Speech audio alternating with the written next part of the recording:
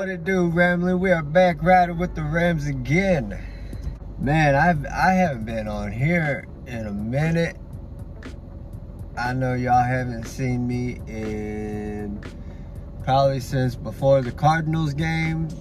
I've just been busy as shit.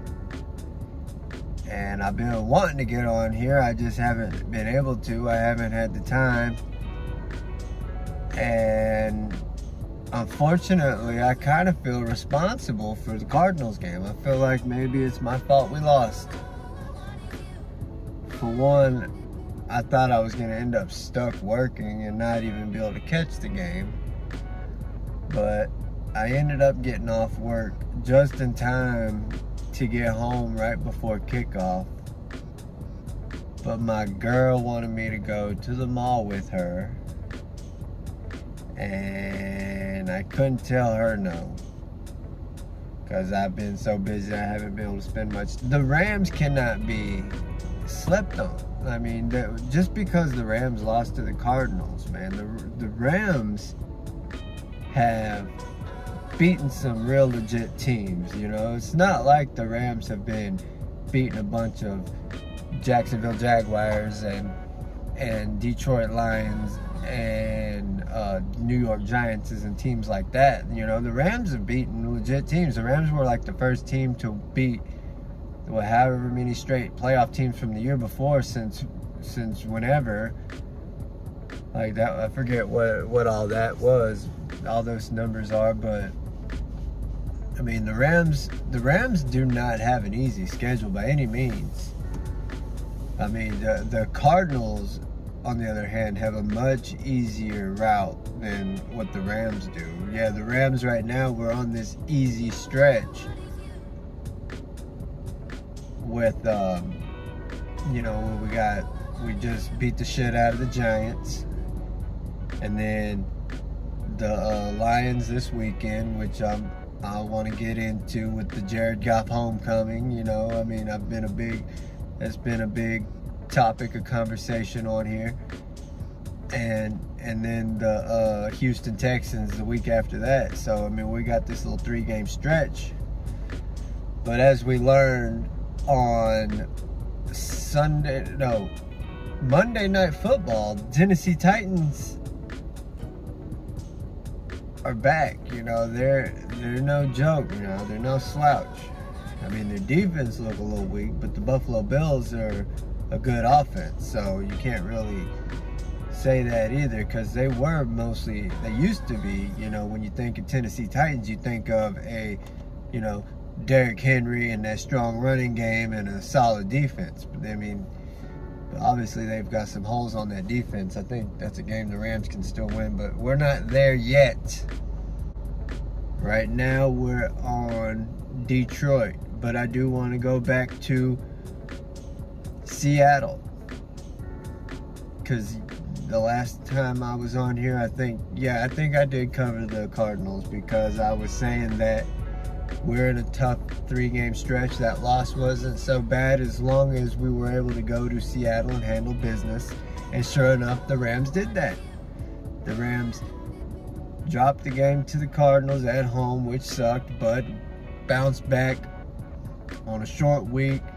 Went to Seattle on Thursday Night Football. Took out Russell Wilson. Unfortunately, my guy's hurt. The Rams were going to win whether he was in there or not, because Russell Wilson played most of the game. Only time Geno Smith was in there was for the last drive, maybe 2. He didn't play a whole lot. So, I mean, the Rams were going to win that game with or without Russell Wilson. Unfortunately for the Seahawks, I mean, and for the game of football, that Russell Wilson, you know, he did suffer that injury after hitting hands with Aaron Donald. So he's on that what, like 6 to 8 weeks or something. So I mean, they might be done. I mean, they're gonna be done. They're not gonna make the playoffs. I don't think Geno's gonna carry Seattle to the playoffs. After that, the Rams moved to 5-1 by beating the Giants at MetLife in the Meadowlands over there in New Jersey. And I mean, a lot of people were wanting to see the Rams just go play a team that we know we should beat and just steamroll. And that's exactly what the Rams did. The fans got what they wanted. They got to see the Rams beat a team comfortably, you know, stomp the shit out of a sucky-ass team like the Giants. And the Giants are not a team that have been getting their asses beat by teams. The Giants have stayed competitive and close to teams, especially with Daniel Jones running all over the place. You know, I wasn't expecting the Rams to just go in there and win by 27 points like they did. I mean, I knew the Rams would win. I didn't know that. I had the Rams winning. I had strong confidence in the Rams winning that game. I just thought it would have been a little closer than 27 points because the Giants have been playing teams a lot closer than that.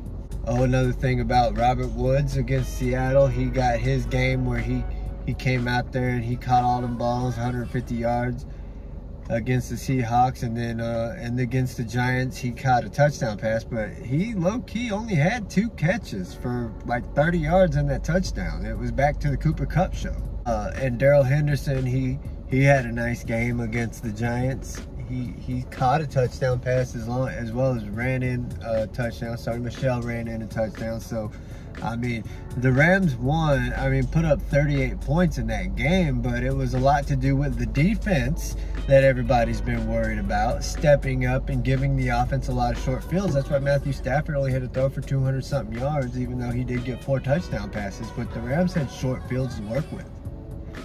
I mean, at times, you know, especially early in that game, it felt like the officials were kind of on the Giants team there for a little while. Like, it seemed like the Rams were playing against the Giants and the officials, because the refs were like a lot of phantom calls. I mean, everybody knows about that 4th down that Johnny Hekker, he threw that fake to Ben Skowronek, and then just this phantom ass random penalty brought it back, where they called unsportsmanlike conduct on the Rams, and then they called unsportsmanlike conduct on the Giants too, so it offset the penalties and they redid the play, which made no sense. Because when you go back and you get the explanation for what happened on that, they said it had to do with the way Skowronek was kind of lined up in the formation. It was like he kind of tricked everybody or some way just by how he was lined up. But for the explanation they're giving for why the Rams were called unsportsmanlike conduct, there's no explanation for why the Giants got called for unsportsmanlike conduct, for why the penalties ended up being offsetting. Like, there's so much confusion right there. And even after the fact, I mean, it's almost as bad as the double punt. At least we were able to get an explanation on the double punt in Seattle, but this 4th down offsetting unsportsmanlike conduct penalties in the Meadowlands, I mean, that's still a head scratcher where there's no clear explanation of what happened there. So I don't even think the Rams are really, I mean, the Rams won the game, so obviously it was something to easily let go of and move on from. But if that had cost us, I mean, there definitely would be some explaining to do by the league, that's for sure. So, but nevertheless, though, the fans get what they want. They get to see the Rams stomp a mud hole into a sorry-ass team, a 1-win team, and win comfortably. The starters ended up coming out. Wolford finished the game at quarterback, and it was you know, it was a good solid effort from the defense, really. So I mean, everybody's been really concerned with the Rams defense, you know, and I've tried to be, you know, confident, thinking that, you know, eventually everything's going to come around. Everything's going to mesh. Everything's going to gel. You know, new coordinator. We've had to replace some pieces. D. Will's now out with an injury. So we're kind of shuffling things around there on the back end. And then, you know, a guy like Taylor Rapp shows out with 2 interceptions. I mean, a lot of people were out on him, and he stepped up in a big way against the Giants. I mean, Terrell Lewis has been playing good. I mean, Aaron Donald had a good game, of course. So, I mean, the Rams defense is definitely coming around. You got to think, though, the Rams to start the season, sure, we had Chicago game 1, the Bears. Cool. Then we had Carson Wentz. He was an MVP at one time, you know, for a team that won the Super Bowl, that won, well, 14 games in the regular season. Tom Brady, Russell Wilson, Kyler Murray. We've played some pretty good offenses, you know. Kyler Murray is an MVP candidate. Tom Brady's an MVP candidate. Russell Wilson is always an MVP candidate. So we got to give the Rams defense the benefit of the doubt. You know, had the Giants went out there and made the Rams look bad, and the Rams barely snuck out a win in a shootout, you know, we would have some concerns still. So, but a lot of my videos that I had made to kind of launch this channel were revolving around the whole Jared Goff, Matthew Stafford trade, and then the comparisons of, you know, people wanting to say that Matthew Stafford wasn't no good, and Jared Goff's a better quarterback because he'd been to the Super Bowl, won playoff games. Matthew Stafford's never done any of that, and it wasn't Detroit why Matthew Stafford doesn't have anything to show for his first 13 years of his career. I mean, all this other stuff that kind of Matthew Stafford's put all that stuff to bed, including Jared Goff. Jared Goff's put a lot of that stuff to bed just by how, you know, the stat that's going around that, you know, Jared Goff was, what, 42-20 with Sean McVay as his coach, and he's 0-13 with everybody else as his coach. I mean, he was, what, 0-4 with Jeff Fisher as his coach, and then he was 0-3 with Bones as his coach after Jeff Fisher got fired, and then Bones took over as the interim. And then, you know, then of course McVay comes in and turns Jared Goff's career around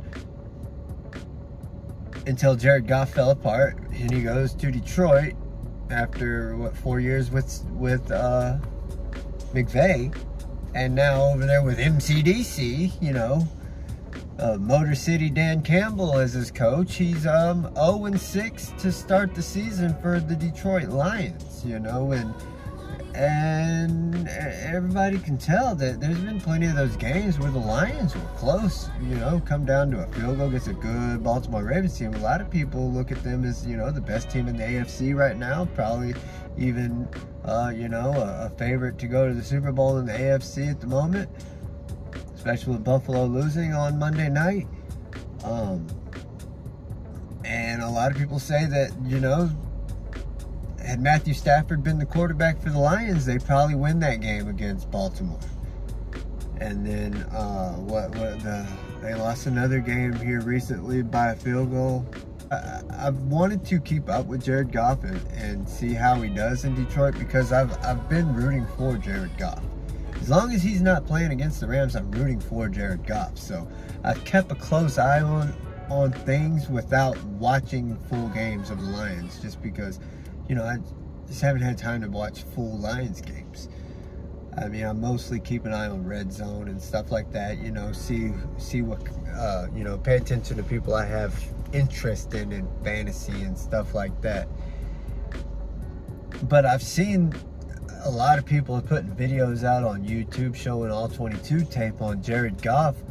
You know, he's missing, you know, he's where, you know, the play's drawn up right there for him, you know, passes that he was hitting for the Rams, wide open TJ Hawkinson, and he's just not hitting them.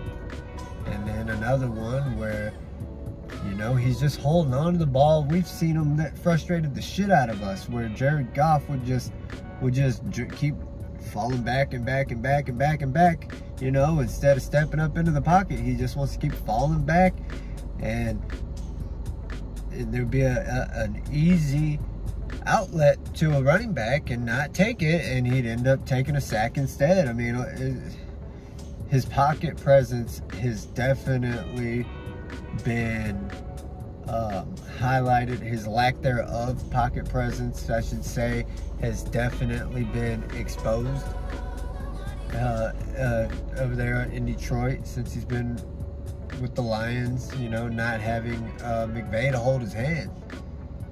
And I mean, all the frustrations of that Sean McVay had and Rams fans had with a Jared Goff who has won 6 playoff games, has been to a Super Bowl, is, you know, everybody in Detroit can see what that is, you know.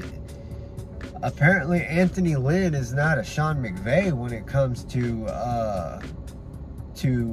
play design and coaching up a quarterback.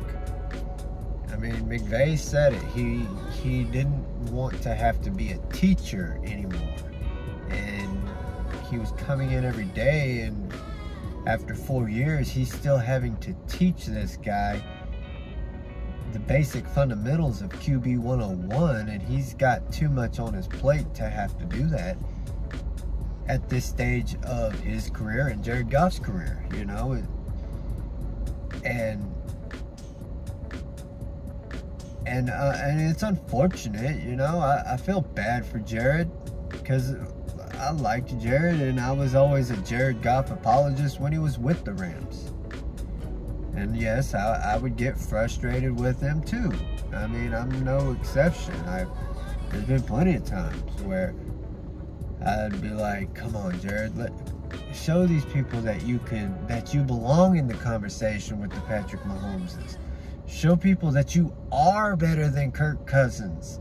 Show people that you belonged in the Super Bowl. Like, I just wanted that to happen, and it never did, you know. He had his moments, his games, the Vikings game, the Chiefs game, you know, the Saints NFC Championship game, where he brought us back. He was bailed out by a non-PI call that kept the Rams alive when Drew Brees could have put us away. But he still did what he had to do to finish the game. So, I mean, it is what it is. And here it is. We finally made it to the homecoming of Jared Goff. The Rams have been on the road for 2 straight games. They're coming home to play Detroit. And Jared Goff is... And if I was there in attendance at SoFi for this game, I would be giving Jared Goff a round of applause. I would give him an ovation. You know, I think he deserves a warm welcome to SoFi because he did give Rams fans a lot of hope that we hadn't seen since Kurt Warner, you know? So the Rams do owe Jared Goff a great deal of gratitude for putting Rams football back on the map. Even though that, you know, McVay has proved that he deserves the credit, you know, like how there's been this constant debate in New England who gets all the credit. Is it Tom Brady? Is it Bill Belichick? Well, in this case, is it Sean McVay or is it Jared Goff? Obviously, in this situation, McVay gets the credit. Could McVay have taken any quarterback and done what he's done over the past 4 years? Maybe not any quarterback, but he could have done it with quite a few, apparently. Of all the starting quarterbacks in the NFL, there's probably more guys he could have won with than he wouldn't have won with. But leading up after this, the Lions' most recent game where they got smacked in the mouth by the Bengals, who is another surprising team this year, being led by another McVay offspring and Zach Taylor. MCDC comes out and he calls Jared Goff out. He basically says what Rams fans told Jared Goff, or have been screaming at Jared Goff for the past 2 years. You got to step up. You got to make some throws. you've got to put this team on your back and carry it. But not only is this a homecoming game for Jared Goff coming back to the Rams to play against the Rams for the first time since the trade, and also Michael Brockers, we're going to see him. I think Nickell Robey-Coleman is over there playing for the Lions as well. And, you know, of course, you know, Brad Holmes in the office and whatnot. But this is also going to be the first time that Matthew Stafford gets to play against the Lions. I think if the Rams do win this game, well, I don't know necessarily win, but Matthew Stafford has officially played every team in the NFL after this. Because he's never played the Lions, because he's been on the Lions. There's going to be a lot for Jared Goff to prove, you know, especially after just being called out by his second head coach in his many seasons. You know, he left the Rams being called out by McVay, now he's getting called out by MCDC, and it's well deserved. You know, Lions fans are calling for his head. You know, they don't have much confidence in him. They don't see Jared Goff being any type of long-term solution for a young, scrappy team in the Lions. And I don't blame them, you know. I mean, I know how they feel. Because I lived in Detroit for 4 years through high school. I mean, I know a lot of Detroit Lions fans. I mean, it's very similar to what it was like to be a Saints fan before I came down to Mississippi. Like, Saints fans felt this way before they eventually got over the hump and Drew Brees got them their first Super Bowl championship. No, Jared Goff is not built to carry a team where their best players are Quintez Cephus and DeAndre Swift. I mean, yes, I mean, it helps to have DeAndre Swift, a necessary piece Jared Goff needs, and TJ Hawkinson, yes, him too. But they need more. I mean, defense is showing a lot, but he's got to have more to work with. I think the biggest, you know, national, you know, storyline narrative going into this game, though, is going to be the Matthew Stafford side of things going against Detroit for the first time. So not only does Jared Goff have a lot to prove, and he would love nothing more than probably to stick it to McVay and the Rams, I think Stafford would enjoy kicking the shit out of the Detroit Lions as well. And unfortunately for Jared Goff and Lions fans, Matthew Stafford's got the better supporting cast. Not only is Matthew Stafford the better quarterback, but he also has the better team. You know, Cooper Kupp is at an all-time level right now. Start to the season, you know, he's on pace to set all kind of records as a receiver. Bobby Trees is getting worked in there. Van Jefferson's had his moments. Tyler Higbee's still getting warmed up, and we're starting to see Daryl Hendo get the ground game going. And as the defense is starting to round into form, and Hendo's getting the ground game running going forward, you know, because the Rams are going to be a tough motherfucker for people to deal with if they can run the ball, if they can play defense with Matthew Stafford at the quarterback position and Sean McVay dialing up the plays. I know McVay gets, you know, he gets questioned for some of his play calling. Sometimes he's a little conservative at times on 4th downs and stuff like that, and he also has some questionable play calls in certain moments of the game that, you know, a lot of fans, you know, kind of leave with their heads, scratching their heads a little bit. And another thing that I had noticed coming out of the Giants game, you know, the Rams won, you know, the fans are happy, you know, the Rams win, and you know, they got their wish. They got to see the Rams, you know, just have one of them easy days where they win convincingly over a team that they're supposed to beat. McVay wasn't too happy though. He kind of called his team out, you know. Everybody's happy. What's wrong with you, coach? You know, you seem to be a little unhappy following a win here, guy. Well, McVay, he's not happy with the slow starts. You know, we've all seen it. You know, we've seen, you know, the Bears game, everything came out sharp. You know, the Rams came firing on all cylinders from the first snap. You know, what was it? His second pass attempt as a Ram. Stafford hits Van Jefferson deep for a touchdown against the Bears.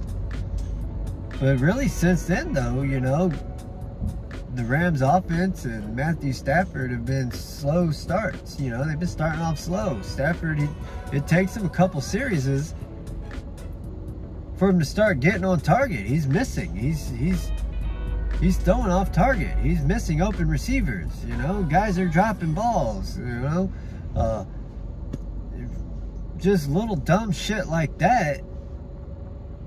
That, you know, that a coach is not just going to be content. You know, you got a guy that wants to win Super Bowls. He's got everything on the line here. He's risked it all by saying, no, we paid this guy, we got to get rid of him. We paid that guy, we got to get rid of him. We paid this Jared Goff as a top-tier quarterback. We got to get rid of him and bring in Matthew Stafford. So he's got to expect perfection to get to a Super Bowl and win one, because he knows that he has to at least get a Super Bowl out of all this. Whether he does it this year or it takes him a year, 2 years, however long it takes him, he's got to get a Super Bowl out of this somewhere. So I definitely anticipate the Rams to be putting emphasis on starting off quicker. I mean, I've heard them talk about it in their pressers and stuff like that. So the Rams are going to be making it a point to start fast. The last thing you want to do is come out and go, okay, let's run the ball 2 yards and then incomplete, punt, 3 and out to start the game, or incomplete, run the ball 2-3 yards, incomplete, 3 and out, start the game. You know, you would think usually it's the other way around. You know, most teams' first drive is their best drive because it's scripted and they know what they're doing going into the game before the game starts.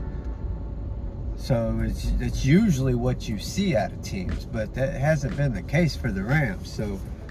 So that's something to keep an eye on going against the Lions, because the Lions are a scrappy defense. They have kept them in games for the most part. But I think at home, you know, with all the emotions that are going to be surrounding this game for, you know, Matthew Stafford, you know, his teammates are going to rally around him. The Rams players, teammates, coaches, they have a belief in Matthew Stafford. And plus they know everything that it means going against Jared Goff. I don't think Jared Goff has that same support from his teammates and coaches. You know, I don't think that they have too much confidence in him, and I don't think that they have much belief in him. I mean, especially when I look at some of them all 22 plays that people are putting out on YouTube and stuff. Just from the body language that, you know, you see from DeAndre Swift and some of these other guys on the Lions team, they almost look like they're a little disappointed in what they're getting from Jared Goff. So I don't see them putting up much extra effort for Jared Goff, as opposed to just, you know, they're professionals and everything that they put out on tape affects their careers going forward. You know, that affects, you know, other teams' interest in them going into free agency and stuff like that. So, you know, pride is what these guys have to fight for, because, you know, obviously the playoffs are out of the question for the Detroit Lions at this point, while the Rams are still, you know, playing for a Super Bowl championship. I definitely see the Rams winning this game for sure. If it wasn't for, you know, some of the other stuff that's going on in Detroit, with, you know, MCDC over there calling out his quarterback since they're not out there gnawing off kneecaps like they wanted to do. I would say that the Lions were going to keep this game close.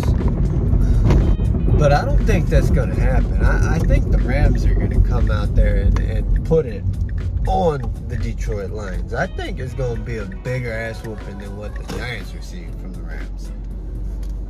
And it's at home. And I would think Jared Goff would have to come out and put up one of his best performances of the season. But at the same time, I think McVay is going to have his hands on this defense a little bit. He's going to be in that defensive room a little bit because he knows Jared Goff inside and out. He knows what Jared Goff can do and what he can't do. He knows what to do to stop Jared Goff. So I would imagine his input's going to be more involved in the defensive side than any other game he's ever had input on the defensive side of the game, of the ball. Not to mention Aaron Donald. He would love nothing more than to knock the snot out of fucking Jared Goff just one good time. And, you know, Jared Goff's got them tiny hands, so he's probably thinking about ripping the ball out on his way down there. I could see Leonard Floyd coming around the edge and knocking the ball out of Jared Goff's hands. I mean, what's the over-under for fumbles in this game for Jared Goff? Because I would imagine Jared Goff's going to throw an interception or two, and he's probably going to fumble the ball a couple times as well. So, short fields are going to be something the Rams are just going to have to get used to. And that's going to be what keeps Matthew Stafford from having a high output in yards and statistics again. He's going to have touchdowns, but not yards like he did last week. So, because of that, hell, Jared Goff might out-yards him. Even though Jared Goff, I've seen he's with 30 completions, barely putting up 200 yards this season because he's just dinking and dunking. Like, he's scared to push the ball down the field. So, I really don't know what to expect out of this game from the Lions, honestly. I don't know what to expect from them. But I think the Rams are just going to come out and do what the Rams do. They're going to run their game. They're going to... their defense is going to keep getting stronger. Darrell Henderson is going to keep getting better on the ground. And they're going to look to start fast. So I see the Rams coming out and winning this game, obviously.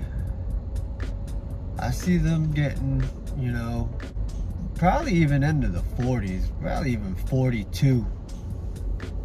I'm going to go ahead and slow it down, Coach. Let me go ahead and cap the Rams at 35. I say the Rams scored 35 points. And Jared Goff, he might be able to muster 13 points out there. Unless the Rams sit down everybody in the fourth quarter and Jared Goff has a bunch of garbage time out there where he's able to score a late touchdown or something like that. But about 35-13, how does that sound? Does that sound legit, like to y'all? I mean, hell. But yeah, I have been on about a 2-week hiatus. I think I do remember doing a recap for the Cardinals ass whooping that we took, and I wasn't able to come back after the Seahawks game on Thursday Night Football. So that was the last time y'all see me. It was after the Cardinals beat the Rams over there at SoFi.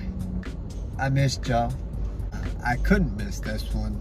I had to definitely tap in before this game against the Lions that everybody's kind of had circled on the calendar since the schedule came out and the trade and all that. So yeah, I appreciate y'all y'all rocking with me. We riding with the Rams again. We back. I appreciate y'all for riding with me too. Deuces.